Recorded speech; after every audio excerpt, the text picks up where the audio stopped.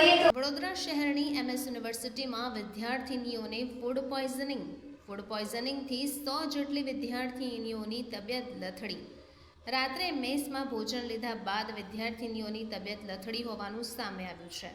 MS યુનિવર્સિટીના girls hostel કેમ્પસમાં અફરાતફરીનો માહોલ સર્જાયો. તમામ વિદ્યાર્થિનીઓને સારવાર અર્થે SSD હોસ્પિટલ ખાતે ખસેડવામાં આવી છે, જ્યાં બેડ ખૂટી પડતા ગોત્રી હોસ્પિટલમાં વ્યવસ્થા ઊભી કરાઈ છે અને અન્ય વિદ્યાર્થિનીઓને ગોત્રી મેડિકલ હોસ્પિટલ ખાતે ખસેડવામાં આવ્યું છે.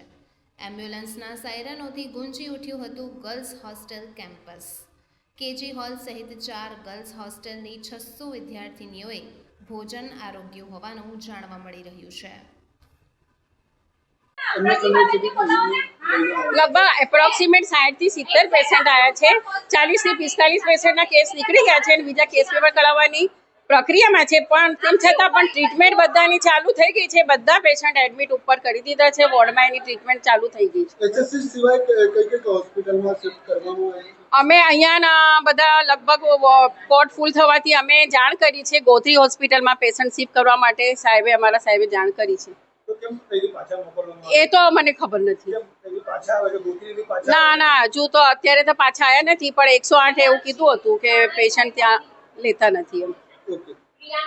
શું ઘટનાઓની છે MS યુનિવર્સિટી? MS યુનિવર્સિટીમાં જે ગર્લ્સ હોસ્ટેલ છે એમાં એક મેસમાં 350 છોકરીઓ રહે છે. એમને ભોજન લીધું હતું.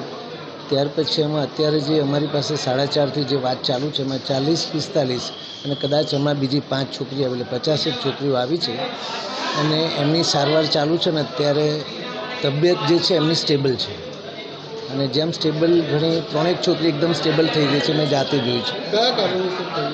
એ ફૂડના લીધે હશે એવું મારું પ્રારંભિક કારણ, જેમ મારા ચીફ વોર્ડન સાહેબે કહ્યું એ ફૂડના લીધે હોય છે. પહેલાં પણ આને લઈને ફૂડને લઈને ઘણી રજૂઆતો કરવામાં આવી છે, છતાં પણ એવી ક્વોલિટી વાપરવામાં આવે છે. જ્યાં સુધી હું છું ત્યાં સુધી આ પહેલી વાર એવી ઘટના બની અને કોઈ પણ હશે તો એની પર કાયદેસરની કાર્યવાહી અમે કરીશું. એ હવે બધું જોઈ લઈએ છીએ એક્ઝેક્ટલી, પછી અમે કરીશું કાર્યવાહી. જોઈ લઈએ એક્ઝેક્ટલી માહિતી શું છે. અને આ સર, MS યુનિવર્સિટીમાં ફૂડ પોઈઝનિંગ સામે આવ્યું છે, શું છે? MS યુનિવર્સિટીના ગર્લ્સ હોસ્ટેલના અંદર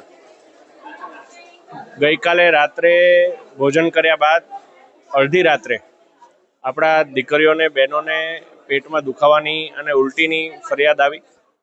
ધીરે ધીરે 1-2 ફરિયાદ વધતા એક માસ ફૂડ પોઈઝનિંગ થયું હોય એવો એક કિસ્સો બહાર આવી રહ્યો છે.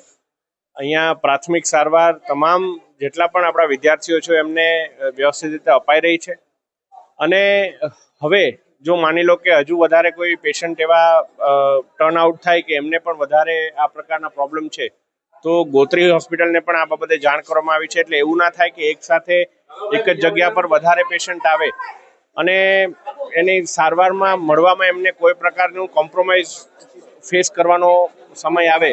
એના બદલે GMERSમાં પણ કહી દીધું છે ત્યાં પણ હવે કોઈ નવા પેશન્ટ આવશે તો ત્યાં પણ એમને શિફ્ટ કરવામાં આવશે. પ્રાઇમરીલી એમની સાથે વાત કરતાં એવું લાગે છે કે રાત્રે એમને ભોજનમાં જે કશું જમ્યા એના પછી એમને આ પ્રકારની પ્રોબ્લેમ્સ ફેસ કરવી પડી છે અને એને લઈને એના MS યુનિવર્સિટીના વાઇસ ચાન્સલર, MS યુનિવર્સિટીના તમામ વોર્ડન, ચીફ વોર્ડન, તમામ લોકો અહીંયા સ્ટેશન છે અને અહીંયા વડોદરામાં વસતા એક વિદ્યાર્થી એ અમારા વિદ્યાર્થી છે. એમની સેફટી, એમની કાળજી એ યોગ્ય રીતે લેવાય એ બાબતની સૂચના વહીવટી તંત્રને પણ આપવામાં આવેલી છે.